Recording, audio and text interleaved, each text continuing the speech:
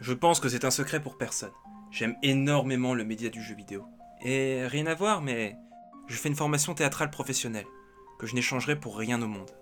S'imprégner d'un personnage, de ses sentiments, de ce qui le pousse à parler et agir, à vivre quoi. Oh, qu'est-ce que j'aime parler, putain. Mais vous le devinez, je pense. Mais je ne suis pas le seul dans cet établissement.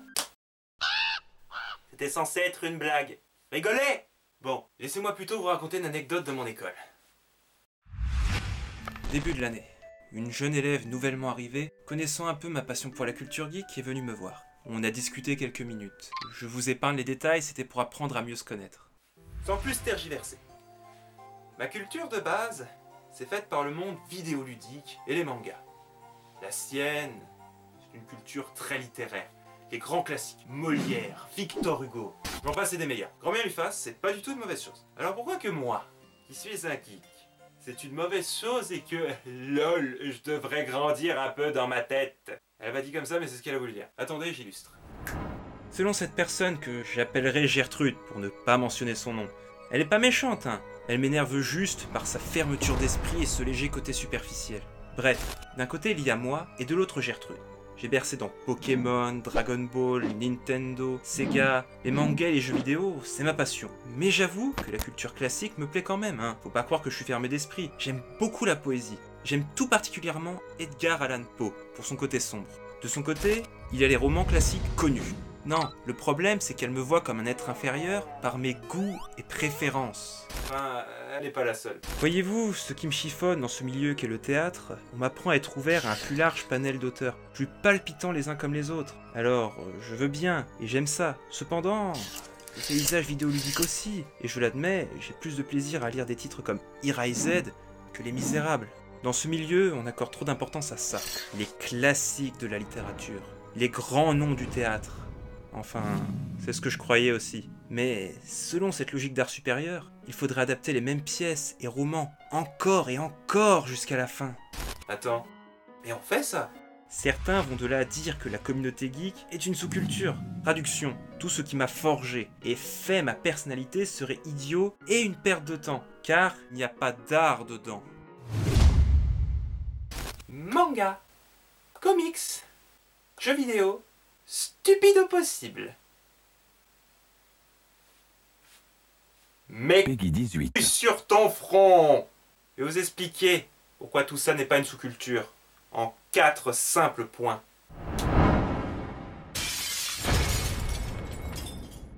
Avant de dire que c'est une sous-culture, il faut déjà voir à visualiser qu'il y a des histoires à raconter. Pour critiquer les mangas, on sortira les mangas du Club Dorothée, pour leur violence et leur japoniaiserie. Remarque, si c'était sombre et violent, mais français, ça passerait beaucoup mieux. Mais reste que beaucoup de mangas ont une très belle construction narrative. On citera très facilement les mangas seinen, pour un public jeune adulte. Mais c'est également le cas pour des mangas de type shonen qui s'adressent à des adolescents. Typiquement dans la ligne de mire d'Éric Zemmour ou Ségolène Royal.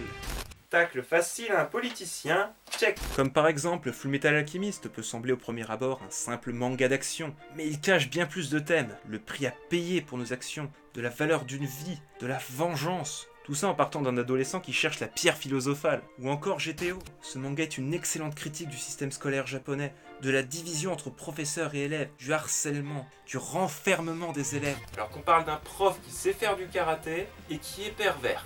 Après, il n'y a pas que les mangas. Les jeux vidéo aussi peuvent avoir un très bon scénario. Prenons l'histoire d'un jeu bien connu, la création de Toby Fox, Undertale. Nous suivons ici l'histoire d'un enfant, Frisk de son nom officiel, tombé dans l'outre-monde, caché sous la surface de la Terre. Dedans, ils sont scellés les monstres que les humains ont exilés. Et étant plus nombreux, notre héros sera amené au travers de son aventure à se confronter à ces créatures qui en veulent aux humains. Bon, dit comme ça, c'est un peu simpliste, mais il s'avère que c'est plus complexe que ça. Tout au long du jeu, vous serez amené à faire des choix moraux, tuer ou épargner, être pacifique ou génocidaire. Undertale met entre vos mains des choix cruciaux. Vous avez le droit de vie ou mort sur tout le monde. C'est pas pour rien que le jeu a plusieurs fins, neutre, pacifique et génocidaire. Ok, Undertale n'est pas le seul jeu à proposer ce genre de choix, mais il est un excellent contre-exemple à l'argument « les jeux vidéo rendent violents ». Le jeu vous pousse à réfléchir sur vous-même, si ce que vous faites est vraiment éthique, Un jeu audacieux, muni d'une très belle histoire interchangeable. Un chef-d'œuvre qui mérite toute l'attention qu'il a. Et tout ça a été produit seulement par Toby Fox. Alors imaginez les possibilités quand une équipe bien organisée est derrière un projet. S'il y a bien une chose qui attire en premier l'œil sur une œuvre, c'est son contenu visuel. Et ensuite, s'il y en a, la musique. En matière de dessin, je pourrais citer Akira Toriyama pour Dragon Ball, et son style qui a marqué des générations. Dragon Ball, c'est la vie. Mais citer Dragon Ball, c'est un peu facile. Je pourrais aussi parler de Takeshi Obata, mais là, c'est purement personnel. Alors, on va plutôt parler de Kintaro Miura, qui est simplement l'auteur du cultissime Berserk. Regardez-moi ces dessins. C'est détaillé, et je crois que je n'ai pas besoin d'en dire plus. Les dessins parlent d'eux-mêmes. Les musiques aussi. Kenji Kawai est sûrement un bon exemple de bande-son qui claque. Il a produit les musiques de Ghost in the Shell, de Fate Stay Night. Mais pour en saisir la beauté, il faut regarder ses films et écouter les musiques. Et dans un style plus étrange, nous avons aussi Susumu Hirasawa. Là où Kenji Kawai a un style qui peut aller de la SF à l'heroic fantasy, Hirasawa, lui, accroche un style complètement malsain. C'est le mot, on se sent oppressé par ces musiques, mais pas dans le sens que c'est mauvais, loin de là. Elle sert parfaitement l'ambiance cinématographique dans laquelle elle est située. J'aurais bien cité aussi Joe Hisaishi, qui a produit la plupart des musiques de Miyazaki. Et il y a déjà bien trop de noms pour cette partie. Vous connaissez Hamlet? Mais si! Être ou ne pas être, telle est la question. Hélas, pauvre Yorick. On vous l'a jamais appris à l'école? Hamlet a beau être réinterprété de bien des façons encore aujourd'hui, il n'en reste que cette œuvre réinterprétait déjà une histoire vieille comme le monde. L'histoire d'une vengeance. Il a cependant été novateur par son parti pris de se concentrer d'abord sur le développement de son personnage avant de s'intéresser à... Vous savez, la mort du père, la vengeance du fils. Le fait est que beaucoup d'œuvres ont repris ce concept ou fait des adaptations directes, principalement en films et pièces de théâtre. Mais ça vous le savez déjà, je crois. Mais on peut innover tout ça. Et si Hamlet se passait avec des animaux, on obtient le roi lion. Qui je suis sûr est votre Disney préféré. C'est une adaptation d'Hamlet. Mais attendez, mais mieux. Et si on prenait Hamlet, des robots géants, un œil magique et une sorcière, ça donnerait quoi? Code Geass. Aussi improbable que cela puisse paraître, Code Geass adapte bien cette histoire avec Lelouch, qui est comme Hamlet, un homme qui souhaite venger son père. Enfin, sa mère. Veut tuer son oncle Enfin, son père. et succombe petit à petit dans la folie. Sauf qu'on t'ajoute aussi quelques intrigues politiques et un questionnement sur le conflit humain et comment le régler. Et des robots géants, parce que c'est cool. Hamlet, c'est le meilleur exemple. Certes, mais il y a aussi Don Juan. Et qui, non, ce n'est pas qu'une simple histoire de dragueur. C'est quelqu'un qui s'oppose aux mœurs de la société de la Renaissance, comme la monogamie en étant un dragueur, ou à Dieu en étant athéiste. Pour l'époque, c'est un peu comme si je pissais sur la photo de Kim Jong-un en Corée du Nord, devant lui, et que je lui crachais à la gueule. Light Yagami dans Death Note, c'est un peu la même chose, en un peu moins dragueur, mais tout aussi bien écrit.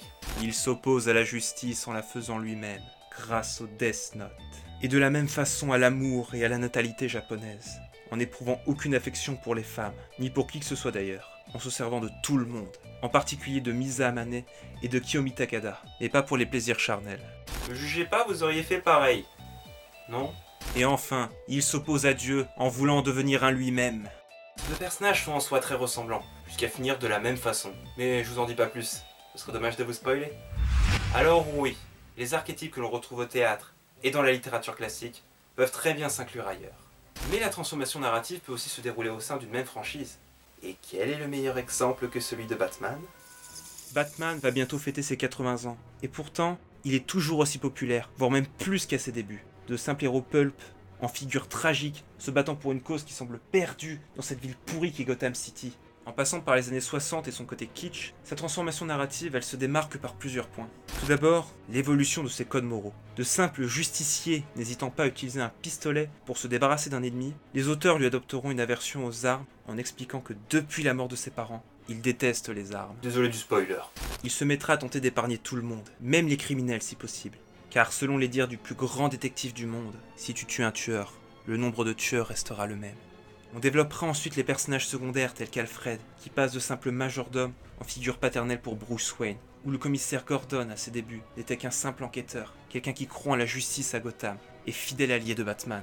Et surtout les méchants. Cas d'école de comment écrire un antagoniste. Presque tous les méchants de Batman représentent une facette du Chevalier Noir qui aurait mal tourné. La ville de Gotham City elle-même pourrait être considérée comme le plus terrible ennemi de Batman.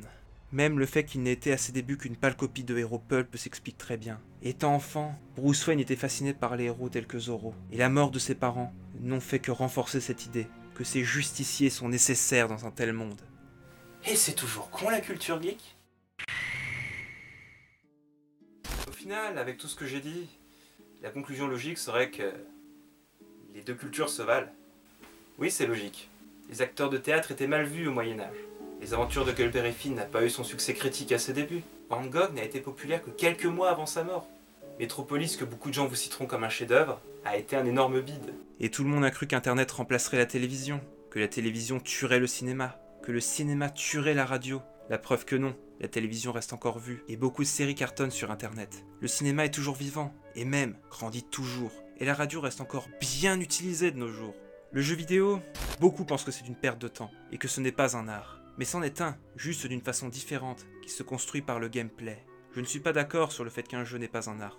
Pour confectionner un jeu, il faut penser au scénario, à la réalisation, en plus des mécaniques de jeu. C'est énormément de travail. Je pourrais en parler pendant des heures tellement il y a à dire. Je ne sais pas comment je pourrais conclure cette vidéo. À part avec cette citation. L'art se nourrit de l'art. Je ne sais pas qui a dit ça, mais c'est beau.